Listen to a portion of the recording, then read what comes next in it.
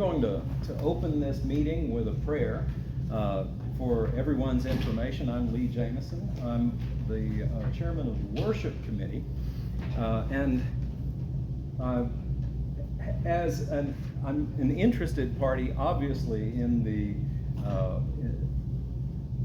what has turned into a kind of uproar over Doug Wintermute's resignation, and I wanted to get to kind of get to the bottom of what is happening, what might have contributed to these issues, and also how the development process that we go through as a very young and experimental church in a brand new denomination to try to have a sense for everybody in the congregation, and that's why we're recording this, of what's going on, how we got here, and how we're planning on progressing through this to settle the church into a regular routine of worship and service to the community. And to begin that, I'm going to open with a prayer. Father God, I want to ask your guidance on this meeting, that we go into it with a good spirit, that we go into it hoping to be informed and educated about this process, hoping to grant information to people so that they can have their anxieties and fears allayed. Be with us and guide us as we go through this process so that we can approach it as constructively and as graciously as is possible for us to do. All these things I ask in Jesus' name and for his sake. Amen. And our guest is, is Wayne Scott. And now my memory for names does this to me, and also Bill Bayne, right, who I should know because I saw his name in print all week. And so for the sake of helping us to understand how we've gotten to where we are, one of the most important things that we're going through the process of is trying to put together a governing document for the entire church. In this case, that's called the bylaws. It's something like if you were thinking of a state in the United States, it would be like a state constitution. So we're speaking about how we get to the point of having, for this new denominational situation, a document to guide how we go about our process of governing ourselves. And that will be kind of an experimental process in and of itself. It has been so far. And I wanted to ask Wayne to kind of take us through the process of how we got here. Sure. Let me stand up. Can you come over here? Yeah. So that you can be on camera? When we started the process, we actually have a set of bylaws right now. It's what I would call a straw man. They're very light and very sparse, and we had to have those to incorporate. And as a new church, to get our tax ID number, we had to incorporate.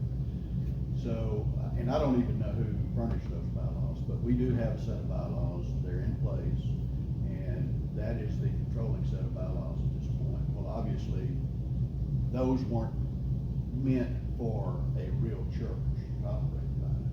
So the process was begun. Keith asked me if I would be the scribe and go ahead and start putting some ideas down on paper so we could get comments back and we could build up the bylaws. With nothing to look at, I actually contacted the GMC and asked did they have a template that we could use. They did not. So I Googled laity-led church congregations, and I did find quite a few of those, and they had their bylaws, and cut and pasted a lot of information right off the internet into a bylaw document. And then we began the process of passing those out to the ELC so that they could make comment back, and we could begin to refine the bylaws and get them to a point where we could put them in front of the entire congregation for a vote. We're not at that point yet. We got quite a few comments back from Doug. Doug, mostly his comments were right out of the book of discipline, the transitional book of doctrine and discipline. We incorporated those into the current June 1 document that I hope you have seen. And we're waiting on the next ELC meeting to bring that document forward for conversation, comment, and then there will be some, and then we'll determine where we go from there. Now, Lee has set up, he's furnished some comments also, ad hoc, and that's fine. There's no problem with that. Anybody can do that. These are the church bylaws. They're not my bylaws or Bill's bylaws. These are the church's. And they're not mine either, so that's, yeah. So, please understand that, and like I say, I'm the scribe. I'm putting everybody's comments down, and those comments will then be put forward for a vote at some point in time when we feel like it's ready to be done. We ask if you want to make comments, Lee has done so, that you go into the June 1 document, you reference the section that you want to make a comment on, make specific language recommendations about how you would like to see that changed. And please identify yourself so we will know who that is. So if we have a question, we'll know who to go back to and ask. Does that make sense to everybody? Yes. Good. And that's really it. We're hoping to get this done sooner rather than later, but this is a long, slow, tedious process. And it's turned into a very complex document, much more so than I thought it would to begin with. Yes, ma'am. Where do we get this June 1 document? I got it from Diana Sprott. Okay. You didn't pass those out. We have. Well, I didn't have the opportunity to print any of those. It's very long. It's like, Yeah, I have a copy. it's like 16 pages, Yeah. It does, but it's really, with me, it's really hard to get it to, it's a PDF, it's really hard to get it to the point where I can run it through my printer. I was finally able to. I think And this I is had the the- same problem. Now, somebody turned it, because it's a Word document when I Well, sent it out. Somebody well, turned yeah. it into a PDF. Somebody turned it into a PDF, and that was probably to prevent it from being edited and then resent back out. I had to turn a portion of it back into a Word document so that I could Right. Make the print, comments. right. Well, I have Yes, two sir. copies of that. Okay, so. Oh, you- Look at, this is it. No, I've got a copy of I got the that. document, I've read it, Uh-huh. it seems like in that document, in the bylaw, there's a lot of verbiage in regards to the ELC. Okay, so under the old Methodist way of going about our business. Right. We had the book of discipline. Right. Now, the global Methodists, they also have their book of, I think it's called the Transitional Book of Discipline and Documents. The other way around. Something like It's that. the transitional book of doctrines and discipline. Right.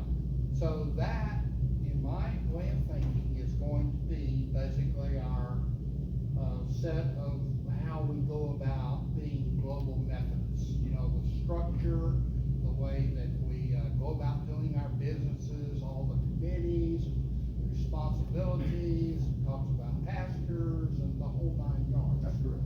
So my question is this ELC, which is, it seems like to me, at the core of one of the issues. I'm not saying that, you know, it shouldn't exist, but I'm wondering, does the ELC exist in other global churches, such as Christ Church in College Station?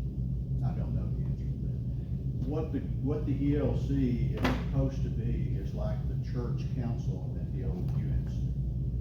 And if you look at in the book of doctrines and discipline, you'll see that it says you should have an administrative body such as a church council or some other similarly Or equivalent, yeah, Something. they say something to the effect of an equivalent group. So that's the whole idea, was that would take the place of the old church council.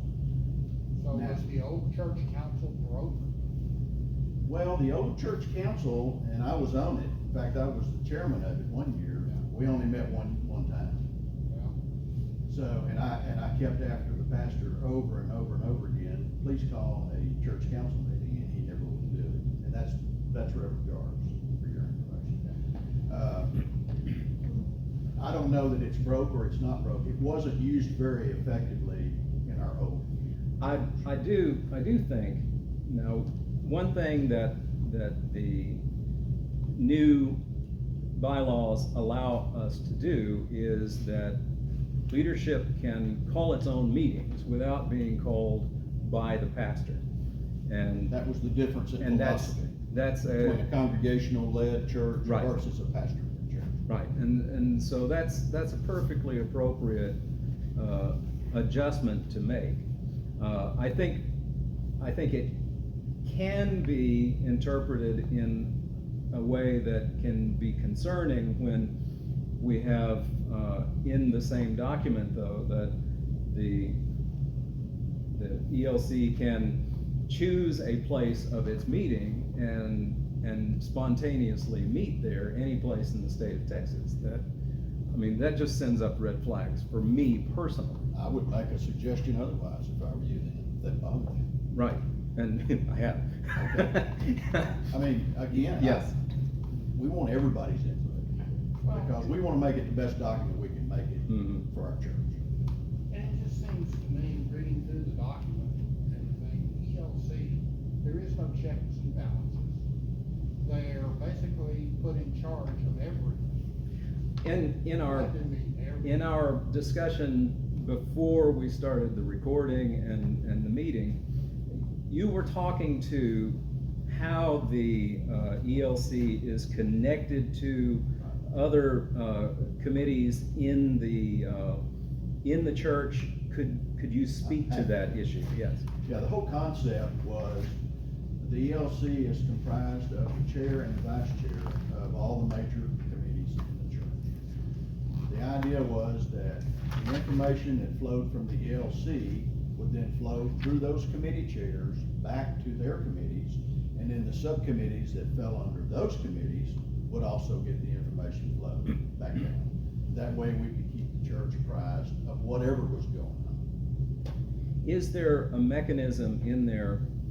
One of my particular concerns, and this is partly out of having served in leadership in a congregational-based church, is that it's sometimes difficult to get the information from the lower levels of the church where they're actually feet on the ground back up to the senior leadership. Are there mechanisms that are put in place to assure us that that information is getting back up to them? Well, I think the answer to your question is, it's only as effective as the committee, the major committee that you fall under, and you're hopeful that your committee chair or vice chair pushes the information up. That's the concept. Right. Is it goes up and down, not just Mhm. one way. Yes, What ma'am. if people aren't on a committee? Because not everybody is. Well- I, for example, do prayer team and I do choir, but I'm not on a committee. Well, let me give you an example. Have you stayed and attended any of the business meetings that we've had after church? Yes. Okay. The ELC is exactly like that. It has the same agenda, the same people speak, and so you're getting the information through a monthly business meeting that you may not get from a committee chair or whoever if you're not connected to them. But I've heard the word transparency Uh-huh. over and over and over, and I don't see much transparency. So, what do we do about changing that? Can you give me an example? I don't know how to address your question.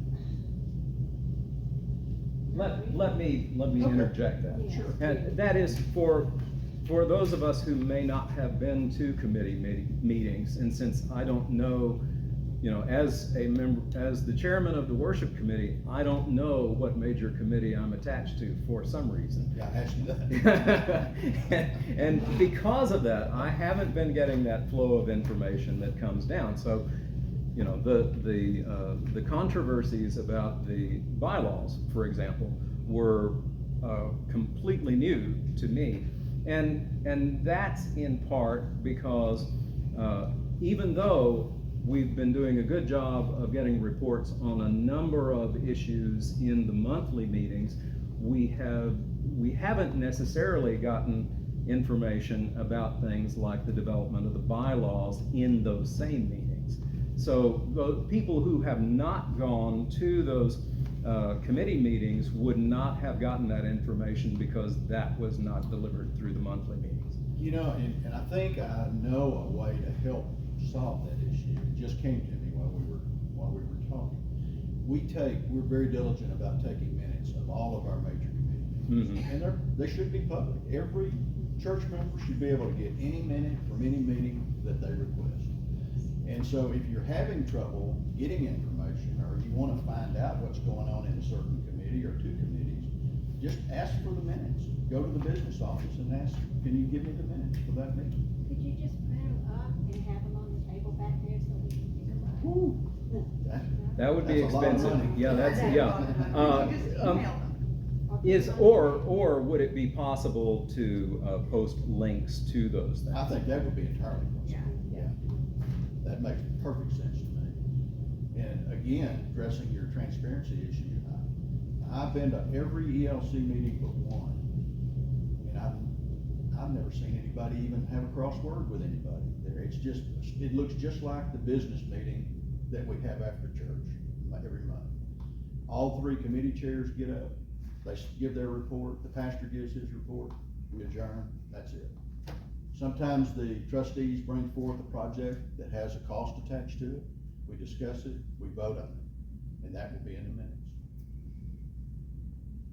And that's it. They usually last 45 minutes at the most. This is probably not the time to ask, but were you at the meeting where Doug was so upset that he had to leave? No, I was not either. See, that was, Since this is in part precipitated by that event, how would we be able to get some insight into how whatever these conflicts were? I mean, you would think from the description of the proceedings that we've discussed so far, that if there had been a lot of conflict happening in those proceedings, we would understand what that was. And for right now, we're kind of in the dark about why Doug was so upset that he felt it necessary to leave the church. So who would we talk to find out more about what these conflicts are and where they come from? Like I said, I've never seen any conflict between Doug or anybody, and I wasn't at the meeting that you referenced. Well, the problem here, to me, kind of piggybacking on what you're talking about, is if you don't know the problem, you don't know how to fix it. Right. You don't know what needs to be put in place in these bylaws that prevents that sort of thing from happening again. I agree with you, I just don't know how to respond, I wasn't there. And I don't know of any particular conflict that. Well, evidently there was something that And, precipitated. yeah, and I'm, you know, from my standpoint, I'm thinking in terms of how we move forward. So that's why I'm thinking in terms of government, you know, of governance and the orderly process from this point on. But I know that there are a lot of people who are very anxious because they've invested a lot of emotional capital in this church. Sure. And I'm one of those people who feels some anxiety about this. My wife is not nearly so gung-ho about the GMC as I am, and she's my pianist. So, You have a problem. And so, yeah, I have a problem, and I think a lot of people would think we had a problem if, Whatever you're feeling right now, just imagine how it's gonna be when this room is full Sunday and people start asking questions. That's the reason. well, and that's, I'm not even sure that, as we discuss, it certainly seems to be that we don't have answers to a lot of this stuff. How do you fix it? and that's one of the reasons why I wanted to have this and to record it and to make that available for people so that they could see, that we are, we're trying to talk our way through what, has transpired to this point, to try to get some sense of where future conflicts could lie, not just where the past conflicts are. So, I think if it's a matter of personalities, a little bit of that has left us. I'm not saying that it couldn't be a problem for a future preacher. We've had 3 preachers in a row that, if you go back to UMC, that have had some conflicts with leadership here. And that may be because that we have a leadership culture that is difficult for pastors to work with. That could be a problem. Well, let me address that then. Okay. Everybody that's in a leadership position right now, as I understand it, is interim. And they're Is what? not Interim. And they're not permanent until they're nominated, they're voted on by the congregation at our charge conference. So I'm interim, Bill's interim, I'm sure Lee's interim.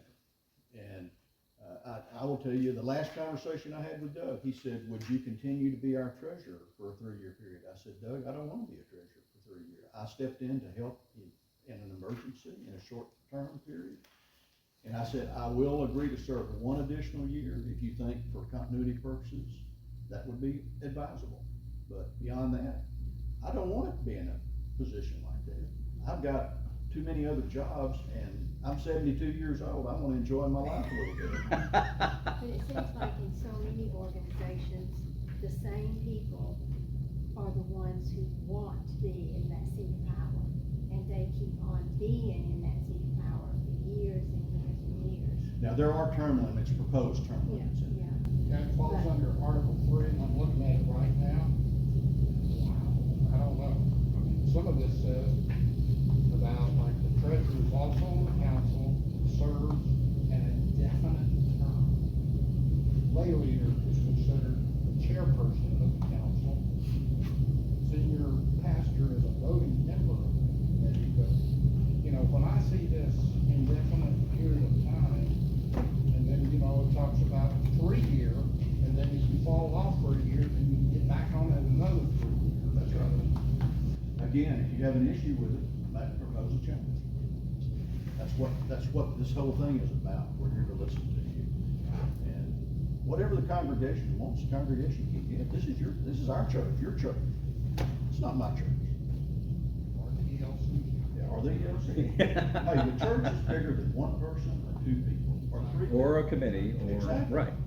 Yes, ma'am. You said there would be nominations. Where did the nominations come from? The nominations committee makes those nominations, and they're That's actively appointed working. by the ELC or? No, the pastor heads up the Okay. nominations committee. Yes. And that's the reason Doug he approached me and asked me when I served, and I told him I had no interest in continuing, but I'll do a year. I sure understand that. Yes. You could be a treasurer. I have permission from Well, the let me tell you. Oh, I see. Let me tell you, you sign lots of checks. Yeah, I'm sure. You do. So, let Bill say a few words. Okay. He wrote me into this, by the way. I know, and I appreciate your coming. Thank you. I'm sure that the structure isn't perfect, but I had the opportunity to serve the church over at the United Methodist Church. And I came into the finance committee just about the time Daniel was leaving. And Daniel was a fine young man, good preacher, but I don't think he had much understanding of the business side of our church. So the end result was we were starting down a path that was not gonna be a good end result. We weren't controlling our budget like we should. And then we got Roger in, and that kind of magnified. And then Doug came in the middle of that. So Doug had a lot of things to overcome there. And because we had to put the brakes on everything. The difference was, when we told Doug, we don't have it, we can't spend it, he quit. So, no matter what the end result is with all of this, I commend him for what he recognized and allowed us to get under control. We don't have the same control there by the congregation as we do here. And I think the terminology, ELC, is probably as big a part of the problem as anything. If we had just called it the church council, I don't think anybody would have a problem with it, because they understood what that was. And now they don't understand what this is. And it's made up of 12 people, including the preacher. So the information may not be getting out like we should, but when you've got that many people in the meeting together, then it's pretty transparent. You know, there's no sub-bars or, you know, anything. As a group, we're looking at the church's business. So I don't think that we ought to abandon the structure that we have just because it hasn't worked like we wanted it to. You know, I'm sorry that Keith and Doug had their disagreements. I think it was pretty much limited to one item in all of this paper that you see here. I think they had one place where they just didn't agree. But I don't know how many times I sat next to Doug in the ELC meetings, and like Wayne said, I never heard of a complaint from Doug, and I didn't hear one from Keith. We conducted the meeting, and I think that problem is they didn't bring that out to the group, because that group is there. I guarantee you that they are all there for what is best for this church. So why did they let it get to the point? I was in those meetings and I didn't know it. Like I said, I was sitting there. And if it isn't brought up, and it only festers outside, you know, there is a process. We had the people there, we had the structure there to bring it out. And if Doug had said, this is my problem with Keith, then we had 12 people to discuss it. If Keith had said, this is my problem with Doug, we had 12 people to discuss it. That didn't come out. And I don't think that, like in Keith's case, you know, maybe he didn't do everything exactly right. And I told him that, you know, I don't know everything you did, but I know a lot of what you did. And you know, the only person that stood up when we said we gotta have a president was Keith. The only one that stood up when we said, you know, we gotta get a lay leader in here to conduct all these meetings and get the ball rolling was Keith. So, you know, I think that, you know, criticizing him is probably not a good thing, because I don't recall there being a long line of folks jumping up to do what he did. And that first 2.5 months when we had no pastor or nothing else, he was the guy that was there. And of course, Dan Hannon had a field day, you know, giving him a hard time about talking so much. But he was doing a lot. Yeah. So the two principals in the conflict had a vehicle to share that with, and we would have listened, and I don't know that we would have fixed it, but if we had at least been told, this is my problem, in this group, we want to get it solved so we can move ahead, that group would have done it. Well, at one point, in one of the meetings, I don't know which one it was, one of the committee members told me that one of the people stood up and pointed at Doug and said, you are the problem. That wasn't at an ELC meeting. No, It wasn't? no ma'am. Well, it was at one of the meetings. It wasn't at an ELC But- meeting. is it too late for those two gentlemen, Christian and that they are, to get together and work this out? It's more than one person. Well, it doesn't sound like from Mr. Bayne said, it sounds like two. No, it's more than one. From everything that I've heard from the people that All are we're on hearing these is groups. rumors. And we've got. Yeah, I think we really do need to, what we're hearing at the moment is hearsay. We don't have specific information where we can say that there was there's a definite issue, and we know that certain people said certain things or something like that.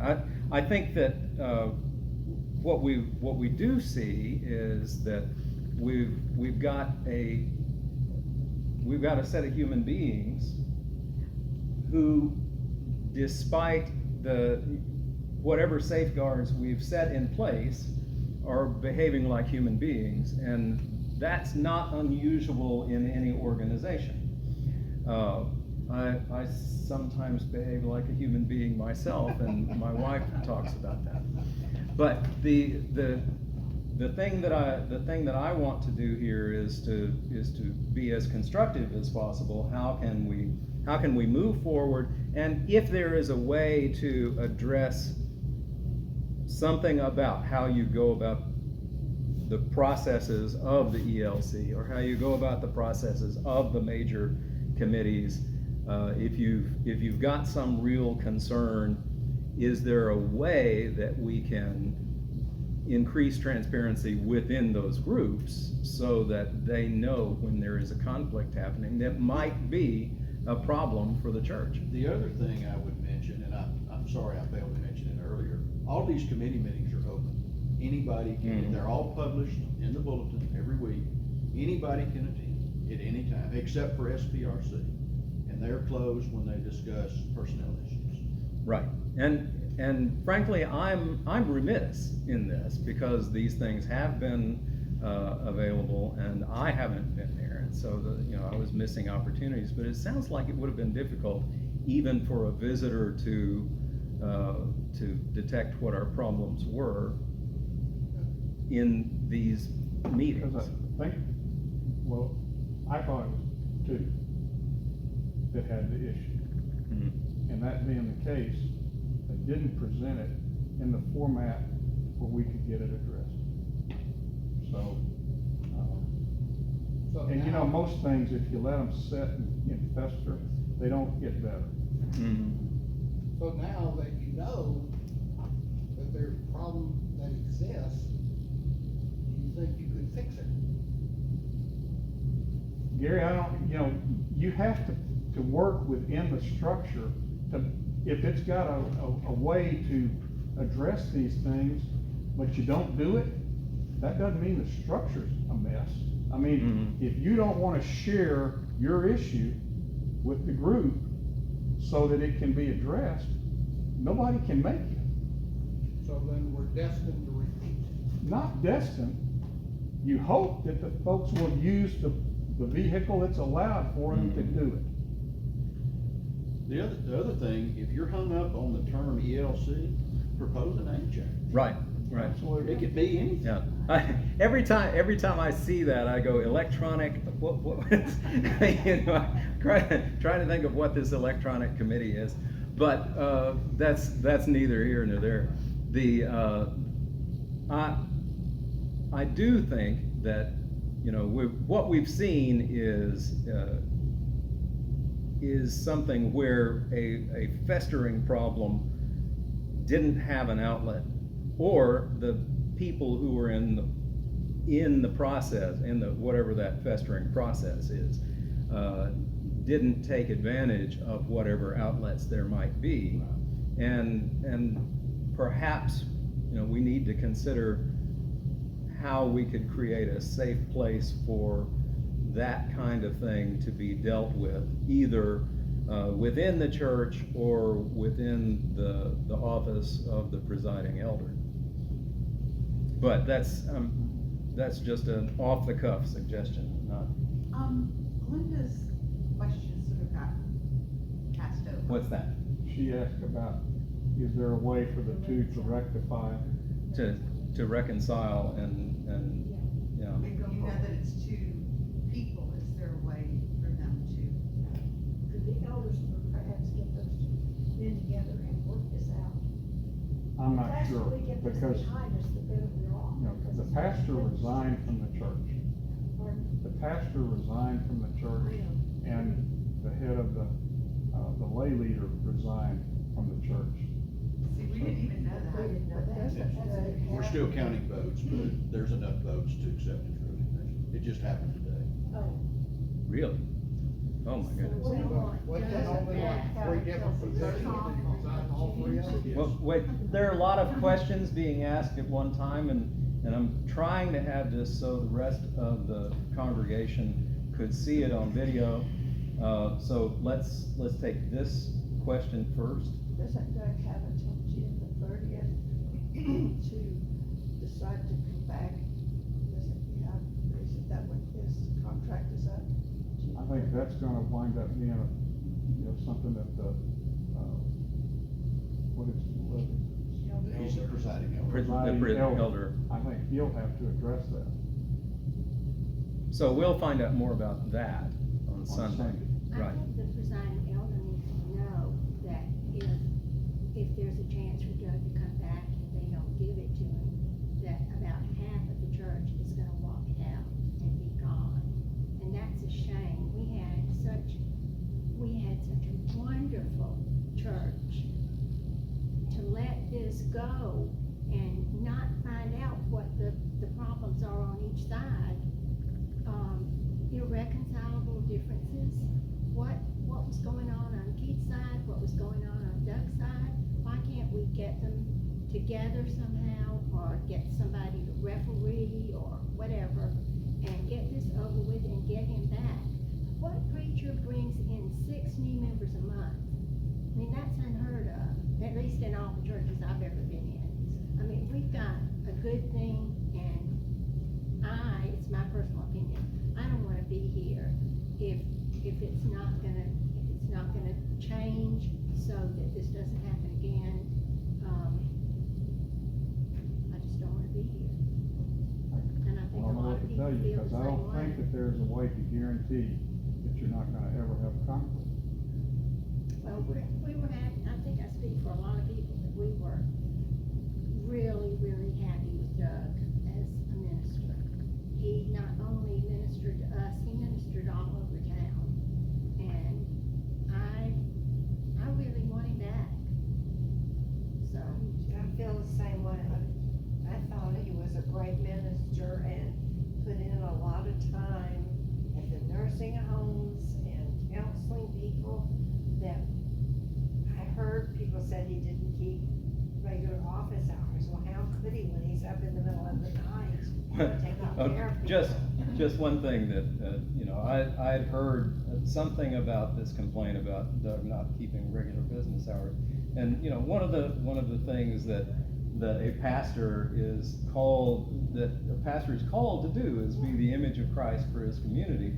And I would challenge people to figure out how many hours Jesus spent in the office every day. it's a good comment. But, I think there's always going to be the possibility, and it's probably a very strong possibility, that we don't get Doug back. And eventually, we would have had to do without Doug at some point, because that's just the nature of the church. And it's also very much the nature of congregationally led churches. I've served in 2 different Baptist churches and watched pastors come and go in those churches. So that's, you know, it's something that happens, and we have to be able to deal with it, because that's also a part of Methodism, is that we are the fount from which our own ministries is supposed to flow. So I'm hoping that, again, we can choose to move forward in a positive way and think about how, if we can't create a situation in which reconciliation is fully possible, that we have a means to go forward and be as constructive and unlikely to repeat the circumstance as possible. Just one thing real quickly. I need to leave. Does anybody have any questions for me before I have to leave? You were in the meeting, right? No. You weren't. Thank you all. Is there, Thank you. are there other comments that people want to make at this point, or have we pretty much talked our through, okay. Okay, so we're talking about maybe changing ministers. So one piece of all this is the global Methodist and we call him the elder. Somebody would have to make an assignment, and I mean, this is my gut feel, is that if you were having to assign a person to this church and what has transpired, who are you gonna sacrifice? Well, I mean, you know, I mean, let's face it. I mean, unless you get your house in order, and, you know, pretty well guaranteed that we'll be able to work with who's coming in, then, wow, that's a tough one. Something to think about. I'm not unsympathetic to that. The elder is gonna decide this matter, right? There's no- I don't know that he is in a position to decide, I mean, internally, he's not in a position to decide policy within the church unless there's something where we are in conflict with the doctrine and discipline, you know, the book of doctrine and discipline. Why can't the church members have a vote? We need to know what the question is. I didn't hear what you Well, said. Why can't the church members have a vote? We want Doug back. I feel like we've ruined his future. You know, and I'm not even on the committee, so I can't really say that, but that's just my feeling, because there's so much scuttlebutt going on. I mean, I hear it from all different people, and I hear different stories, and I don't know what happened because I wasn't there. Right, and that's But I feel a, like we have done him a disservice. I know he's the one that quit, but, I mean, you know, if there were reasons why he quit, if people were being rude and all of that sort of thing that I keep hearing about, you know, I mean, how many of us would sit there and take all that and get up and leave? And that's, Well, he's I- getting criticized for getting up and leaving and saying that he was gonna resign, but, I mean, if you've got all these people, committee members calling you names and telling you you're lazy and telling you you're not doing things right, I wouldn't sit there, would you? well, I don't know how much of that. Yeah, I don't know how much of Yeah, it see, is that's the real. thing, I hear lots of hearsay. I don't know how much of the hearsay is true. I think the first thing we need is clarity, and that's kind of why I'm here, is to try to provide clarity to the extent that it's possible for us to do so. The second issue that I see is that if we're going to have a vote, we have to know what we're voting on. So that too requires clarity. And right now, we don't even have that. We don't know exactly what it is we would be voting on because we haven't solved a problem that led to his resignation. So, I think one of the things that we're faced with is that in a church where the congregation controls the church, mm-hmm. Does it feel like it? well, I think that the representatives then of the congregation. Now, and certainly, if anybody wants to get into those committees and be part of that, then the opportunity is gonna show up here in about 3 weeks. So, you know, they'll have the chance to do it. But- Four offices But I think opened that up. is a difficult thing for a pastor that may have been in the UMC. Mm-hmm. Because there, and we experienced it in UMC, The pastor had complete control. He didn't communicate with the committees. He dictated what went on, and he had complete freedom. Well, he said, well, maybe we overreacted here, taking too much of that control away. Well, if we had ever gotten the folks to talking, maybe we could have approached that and said, is this the issue? I believe it was, but I can't tell you for a fact, and I was in every one of those meetings. I did not miss an ELC meeting. Even this last one? The Was last it one, Well, okay, so that It was wasn't, the S something, some committee that's S. the bishop it's was, the SPRC meeting. It was They're in meeting that right now. committee. Yeah, it's that one. That's Yeah, where the they're- problem was. They're meeting up the hill right now. But the ELC meetings, no, we don't I have think that. we're talking about the wrong committee. Well, we can go find them. They're right up there. But the point is, I hope that we don't abandon the fact that we want to have the representatives in our congregation lead and control instead of turning everything over to one person. And I think that's hard for those pastors that have spent 25 years in that environment, having a committee that is leading, and they're still supposed to be the spiritual leader, and anything related to the theology of our congregation, they're supposed to lead that. But the business of the church is supposed to be led by the representatives from the congregation. And that may be difficult for those that grew up preaching in that other Do you environment. think that was the problem? I think that was the foundation of the Okay, problem. but if he's supposed to be the spiritual, then is the ELC trying to take over that part as well? I don't see in any manner It's that the that was S happening. piece. In one of the bylaws, that Doug had made, that he highlighted, this is just an example that struck me. The proposed bylaws, new members shall not be allowed to vote on church matters until they have been members for a minimum of 90 days. that has been struck. Okay, but to put something like that in there and not have him object to it, when I looked at it, I thought, my gosh, what would Jesus do? But that That's been taken out. has been taken out. Okay, That's no longer there. That was So- probably one of the things, I don't know, but I would assume that was one of the things that that he was upset about, and. Well, all of his, Lee, you got these. I think that the revisions that Doug made, except for the one regarding the overall authority in the church, I think they were all incorporated. I don't know of any that were not.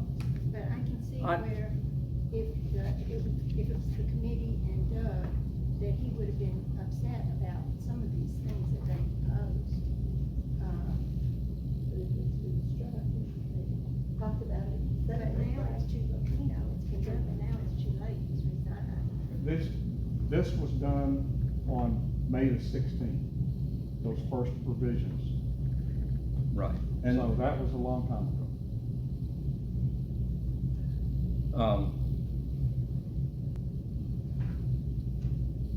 Well, I don't know that we've solved anything, but at least we've discussed it openly, and we've got an idea, a better idea of where we are.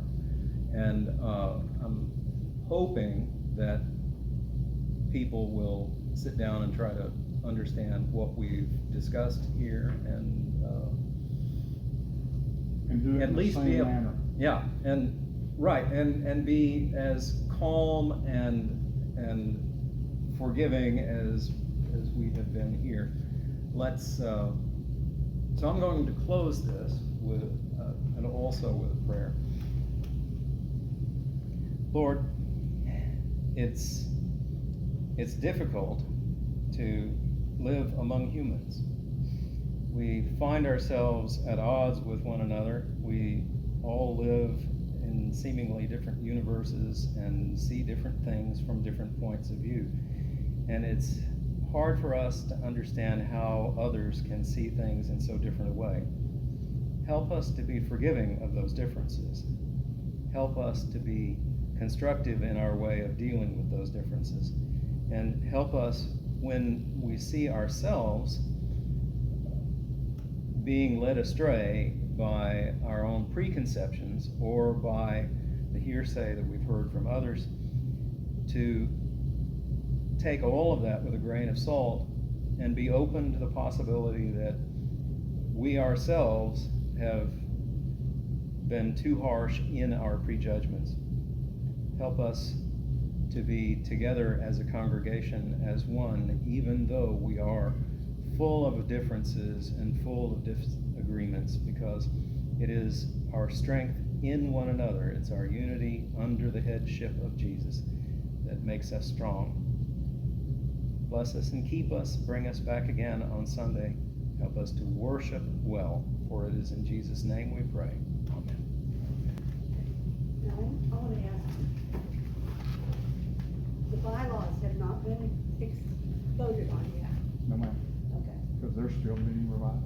okay, they're still being revised and some revisions evidently have been made.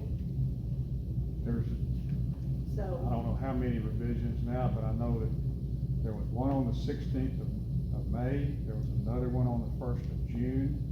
There had been one in April, so. Can we I mean, get a that's- copy of the one that's all changed? The latest. The latest one? Is that what you have here? Okay, if, I have, if anybody who would email me, I can answer with the June 1st document.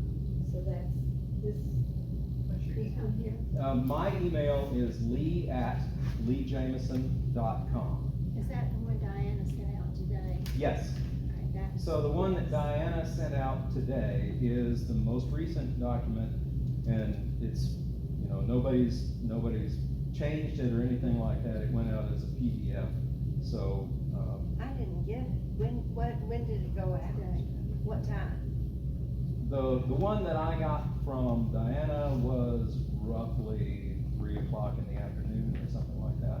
Maybe I didn't check it after that. No, she didn't. No, she was sending that specifically to me and the Okay, people not to- who were already on my signed all up. my email Oh, list. okay, Yes. okay, we weren't. So, if you have comments, then you make the comment and send it to Wayne. What I would do if I were you is I would print out the document, and then if you have comments, you can underline the area that you find problematic and adjust that. Suggest whatever specific changes you want. And I realize that what I've written on some of mine are actually pretty vague comments, so it may not be as constructive as I had hoped they would be. But the point is that they are looking for feedback from us about what the governing document ought to be like. And we want to make that process as easy for them as possible. And when do we have to have it by, like that? I don't think there's a deadline on comments, because this is gonna be kind of a living document. So we're not expected to vote on this Sunday? Not that I know of.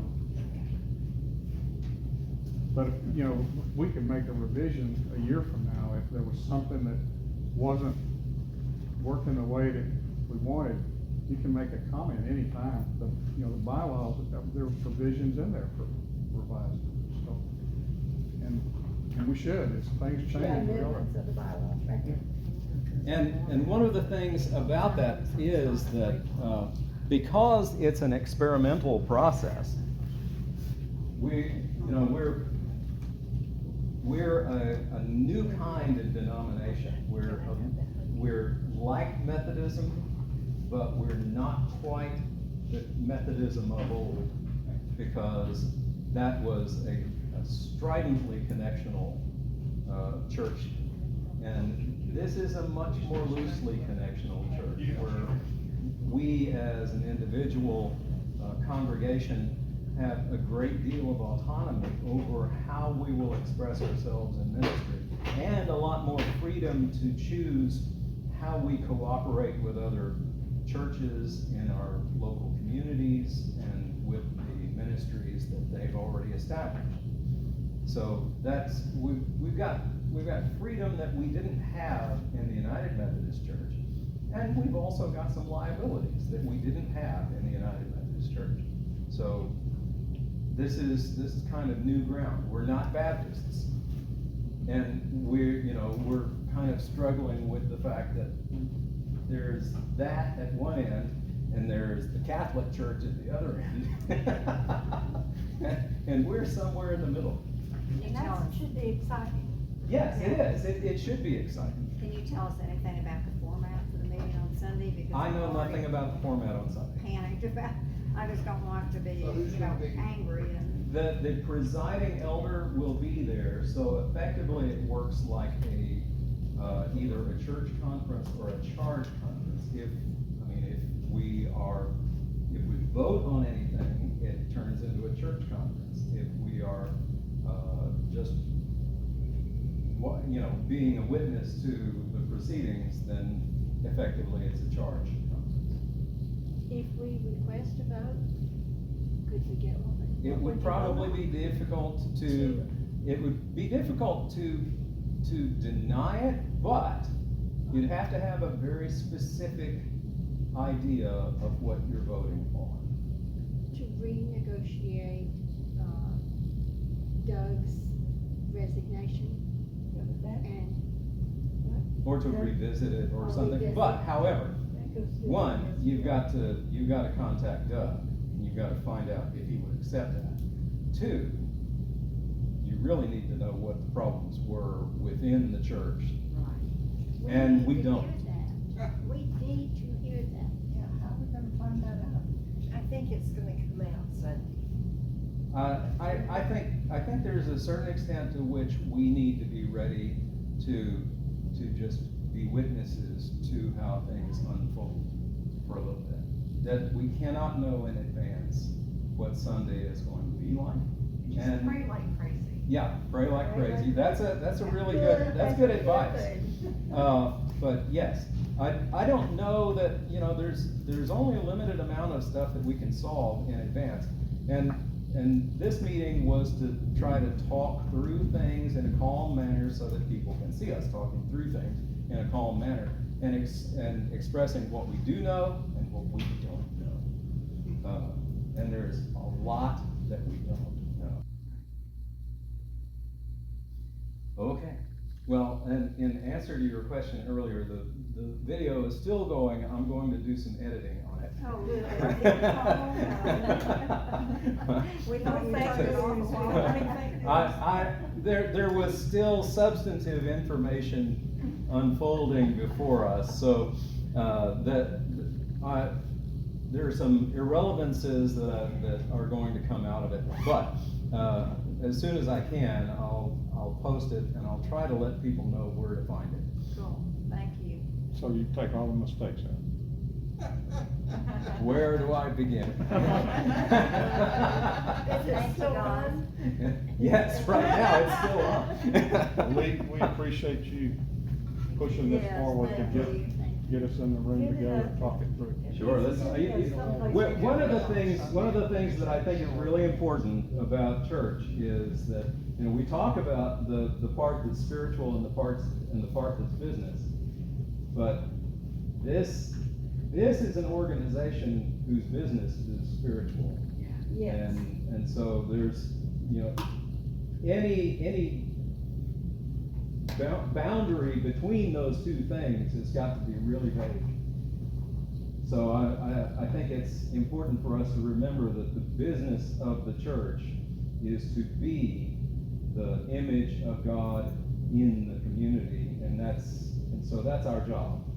So let's try to remember that in everything we do, and when we come back here on Sunday, we live that out.